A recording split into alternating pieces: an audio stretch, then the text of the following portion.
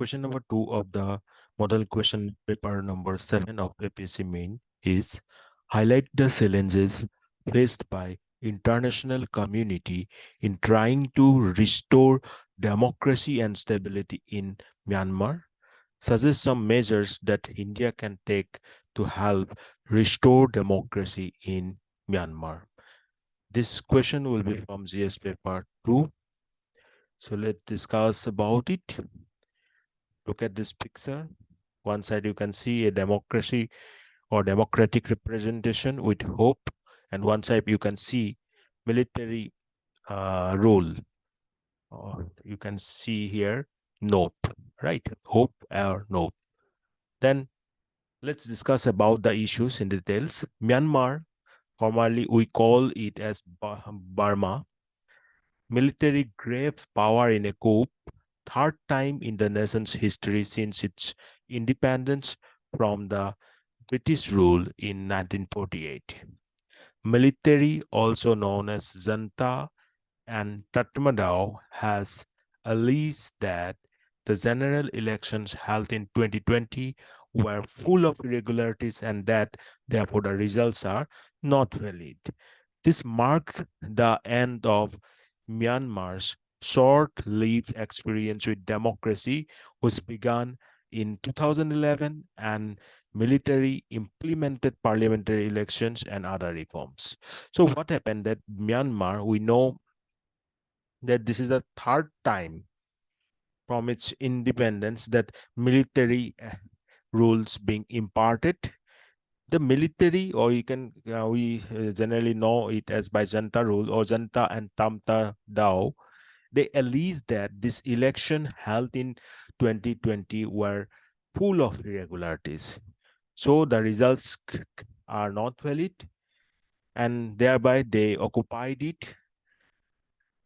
So now Myanmar, we should know the strategic location of Myanmar is very important from our Indian perspective and from the northeastern perspective, but because you can see here in the diagram that Myanmar is sharing a long border with northeastern states, and there you can see that this Arunachal Pradesh, Nagaland, Manipur, Mizoram.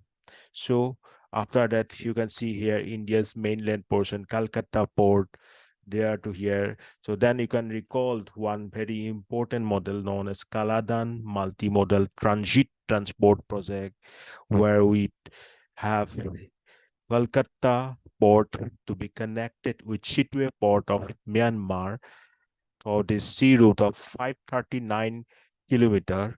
And this is multimodal. This is going over road, means sea road, then river road, then land road. You can see here from Calcutta port, right? Then Chitwe port, then Kaletua, and Jorinpul, then Laungtiglai to as well. This road-based connection. So it's involving all this sea road plus land road.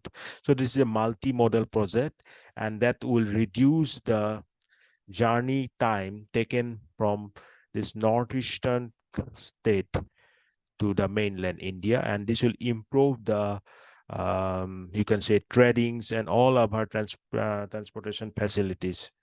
So this is a very important model for us as per international trade point of view and international relation point of view. So you now understand what is the significance or what is the importance of Myanmar for our international relations point of view. Now let's discuss about various efforts to ensure the return of democracy in Myanmar.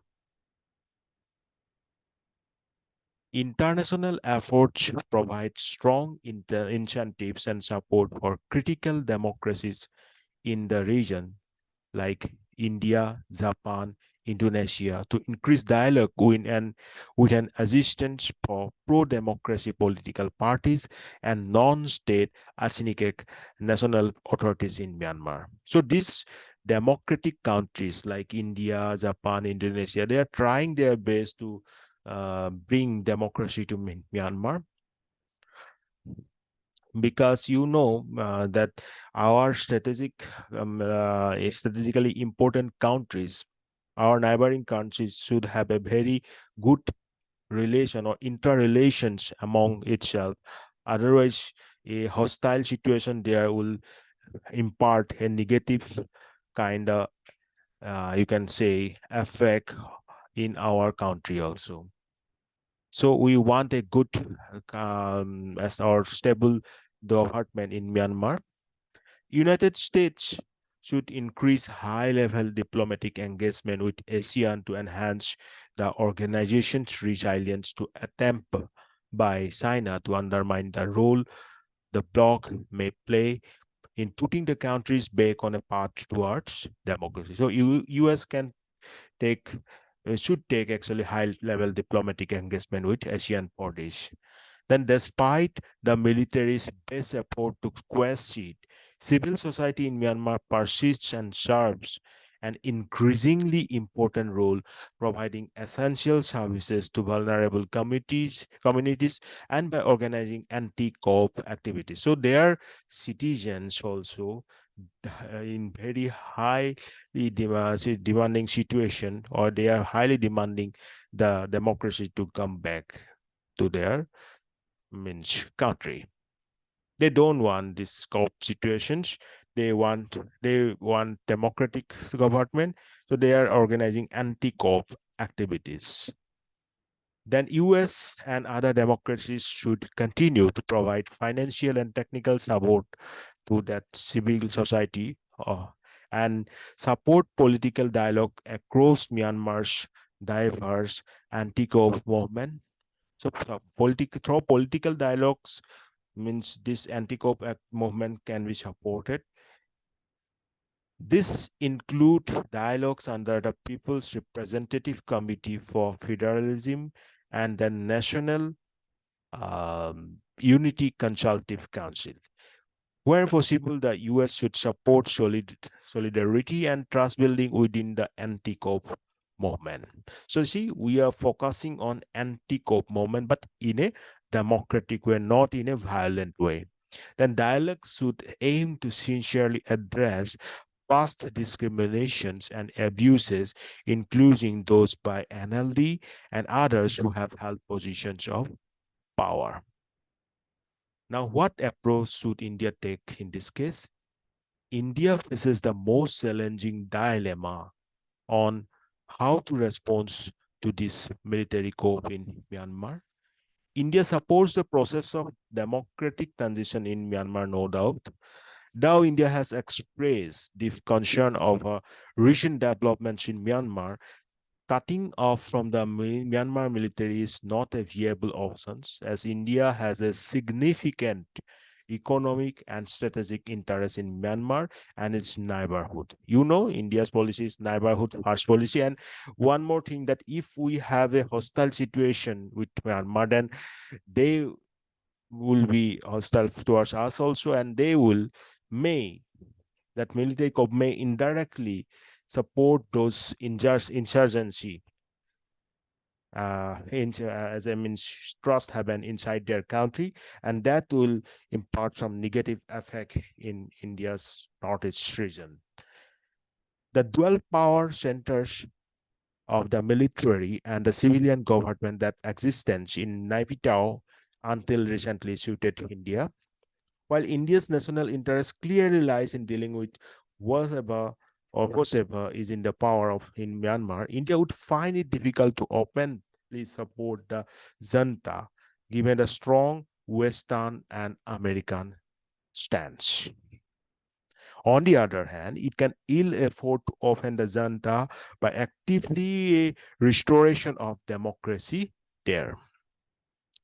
So India should continue to engage with the present regime in Myanmar, working towards mutual development of peoples of both the countries, while each should support sharing experience in constitutionalism and federalism to assist Myanmar in resolving the prevailing stalemate.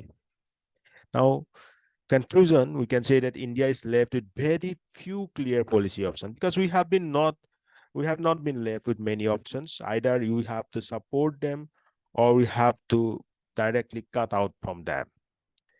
And if we need to support, or if we need to be dealing with some middle approach or balanced approach, then we have to take the help of institutionalized approach, and that institutionalized approach should be some multi country based, or you can say multipolar based institutions like United Nations, because we cannot directly take the risks of going against that cove or cove also, but also we cannot support some undemocratic kind of rule in India, so in Myanmar.